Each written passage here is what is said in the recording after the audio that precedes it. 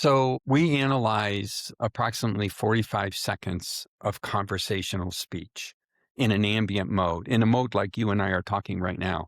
You could be analyzing where my anxiety, depression levels are, whether or not I have cognitive implications or disease, whether or not I have Huntington's or Parkinson's or MS. You could be measuring all of that while I'm talking.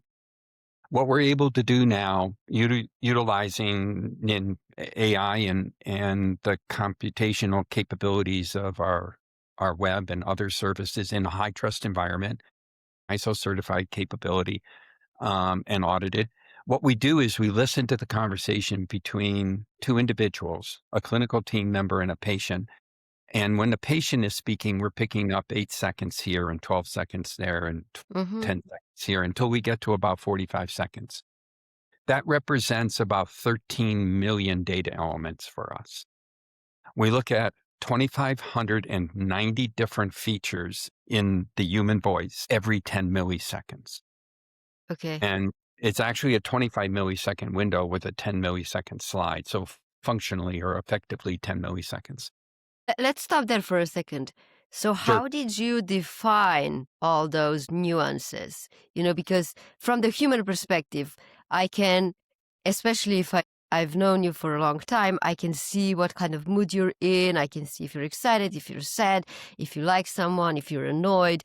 But how do you define so many parameters? And what are they? Yeah. So you just stated what I did in the bagel shop with Jeff. I said to Jeff, and he's known my family for 40 years. And I said to Jeff, when Caitlin, my oldest daughter, would come home from school after soccer practice and she's walking across the room, I could tell from her gait whether it was a good day or a bad day. When she turned and looked at me, I get all kinds of more information. And then as a parent and parent-child relationship, when I asked her, "How was your day?" You already know what her answer was. It was fine. And she would keep going, and I would go, "No, no, no, no, no, no, time out, come back." Because I know it's not fine, and that's what we see in people. And those are the physical cues that we're reading. And then as they're speaking to us, we get more information. I said, "Jeff, my daughter's," and he knew this already, but my daughter's married now. She had her first child 9 years ago. She now has two boys. She doesn't live with me. Not my best moment. I'd still have her here, but that's not life. That's not what we do as parents. But I Yeah. said, when I call her and it's irritatingly accurate and it has nothing to do with the words she's speaking, and I can't see the physical cues anymore. I know if she's having a good day or a bad day. I know if she's happy or she's sad or she's excited or she's upset. I know all of those things. And I say to her, "What's up, honey?"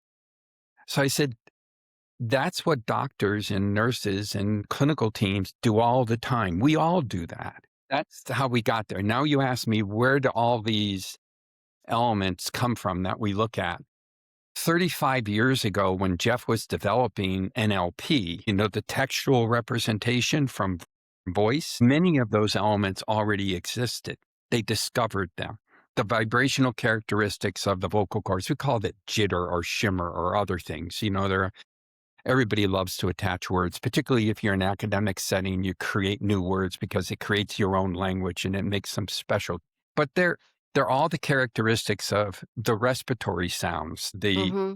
sounds of our mouth and of our chambers, of the vibrational characteristics of our vocal cords, and how fast those are changing and how quickly they recover, which would be first or second order derivatives of those things. All of those, most of those existed. There were 2,545 identified ones when we started. We have 2,590 now. So the vast majority of them were there. They were available. But that's still so much. Information.